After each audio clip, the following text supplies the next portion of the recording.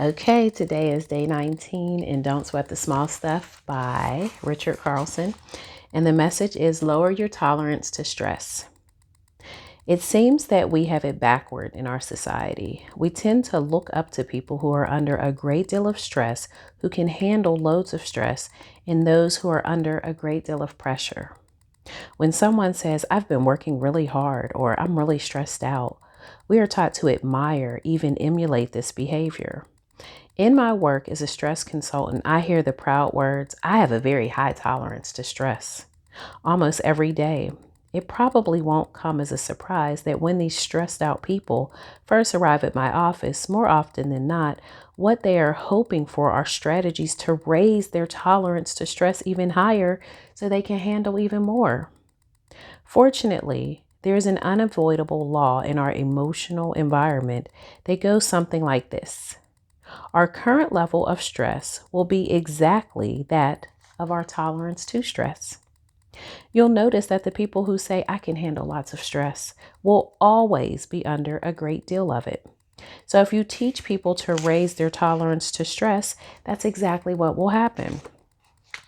They will accept even more confusion and responsibility until again, their external level of stress matches that of their tolerance. Usually, it takes a crisis of some kind to wake up a stressed out person to their own craziness. A spouse leaves, a health issue emerges, a serious addiction takes over their life. Something happens that jolts them into a search for a new kind of strategy. It may seem strange, but if you were to enroll in the average stress management workshop, what you would probably learn is to raise your tolerance to stress. It seems that even stress consultants are stressed out. What you want to start doing is noticing your stress early before it gets out of hand. When you feel your mind moving too quickly, it's time to back off and regain your bearings. When your schedule is getting out of hand, it's a signal that it's time to slow down and reevaluate what's important rather than power through everything on the list. When you're feeling out of control and resentful of all you have to do, rather than roll up your sleeves and get to it, a better strategy is to relax, take a few deep breaths, and go for a short walk.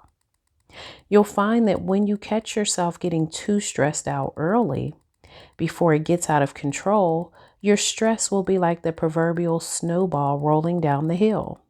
When it gets small, it's manageable and easy to control. Once it gathers momentum, however, it's difficult, if not impossible, to stop. There's no need to worry that you won't get it all done.